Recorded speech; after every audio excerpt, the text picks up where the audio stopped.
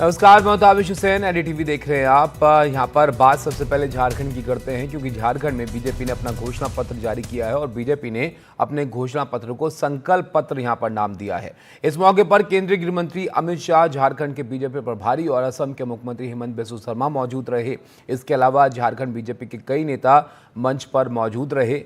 BJP का यह संकल्प पत्र 25 बिंदुओं को ध्यान में रखकर तैयार किया गया है। इस मौके पर बोलते हुए अमित शाह ने कहा कि ये चुनाव झारखंड में सरकार बदलने का चुनाव है और झारखंड का भविष्य बदलने का चुनाव है।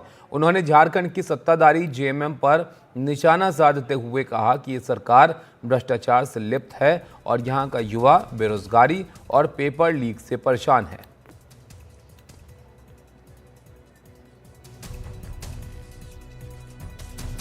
हम हमारा घोषणा पत्र संकल्प के रूप में आपके सामने लेकर आए हैं। ये संकल्प पत्र, उसमें से कुछ संकल्प मैं जरूर पढ़ना चाहूंगा। सबसे पहले माताओं बहनों के लिए गोगो दीदी योजना के माध्यम से हर महीने की 11 तारीख को आपके बैंक अकाउंट में 2100 रुपया भारतीय जनता पार्टी की सरकार करेगी। दीपावली और रक्षाबंधन में एक गैस का सिलेंडर फ्री देंगे और 500 रुपये की उच्चतम कीमत पर गैस का सिलेंडर बहनों को दिया जाएगा, किसी को ज्यादा पैसा दें।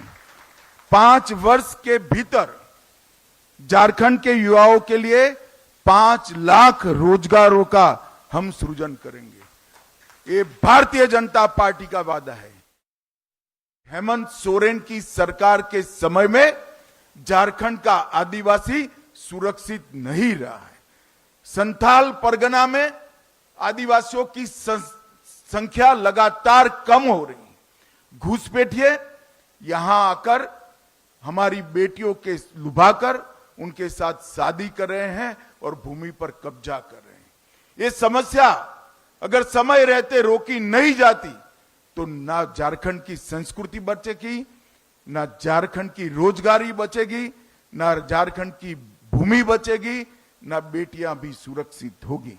हजारों लाखों की संख्या में झारखंड की बेटियां दूसरी शादी तीसरी शादी कर कर एक घुसपैठिए उनके अधिकारों का हनन कर रहे हैं और आप वोट बैंक की लालच में चुप बैठो। हेमंत सोरेन आप बचा नहीं पाओगे। झारखंड में भारतीय जनता पार्टी की सरकार बन रही है।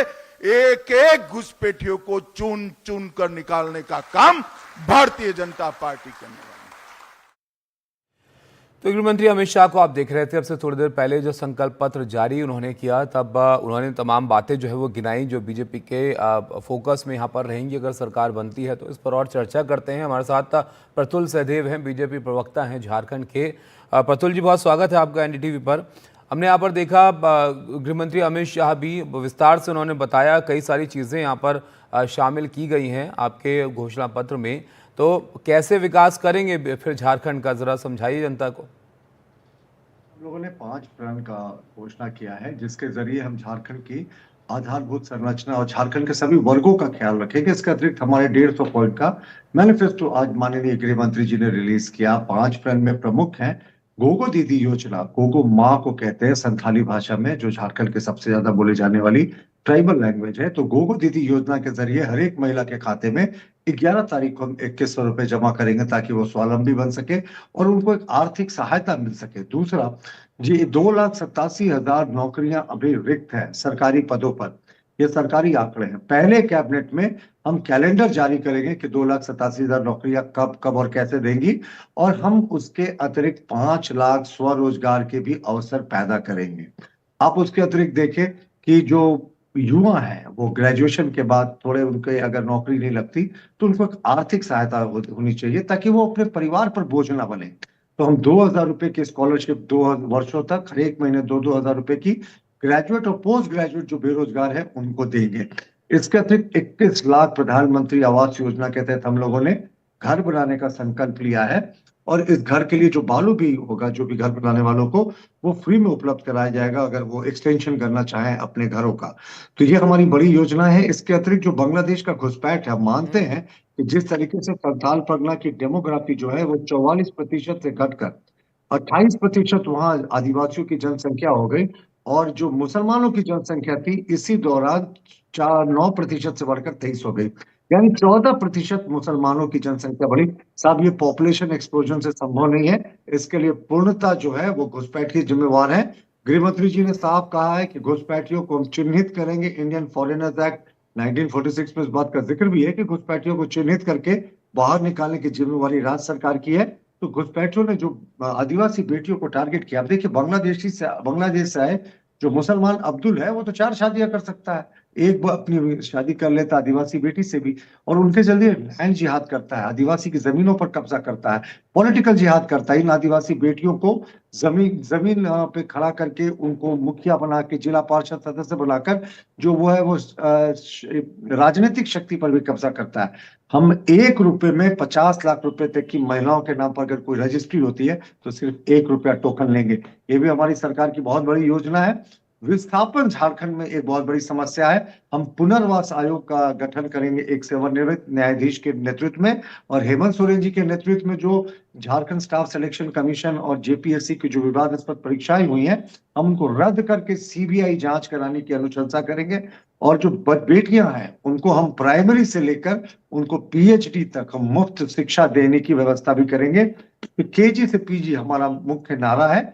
इसके अतिरिक्त हम मातृत्व सुरक्षा योजना में जो प्रेग्नेंट लेडीज हैं 21,000 रुपए उनको देंगे, और 6 पोषण किट के साथ उनको सहायता राशि प्रदान करेंगे। बड़ी बड़ी अच्छा घोषणाएं प्रतुल हमने। जी, क्योंकि अब ये वादों की फहरिस्त तो बहुत लंबी है, बीजेपी की तरफ से तमाम चीज़ें गिनाई गई हैं, उसमें एक एक करके भी अगर मैं आपसे बात करूं तो बहुत सारी चीज़ें होंगी यहाँ पर डिस्कस करने के लिए। लेकिन यहाँ पर महुआ मांझी तो कह रही हैं कि 17 साल बीजेपी की सरकार रही, ऐसे में कितना विकास झारखंड का हुआ ये भी जो है वो आपको बताना चाहिए, और आपके वादों पर विश्वास करना मुश्किल है, उनका ये कहना है।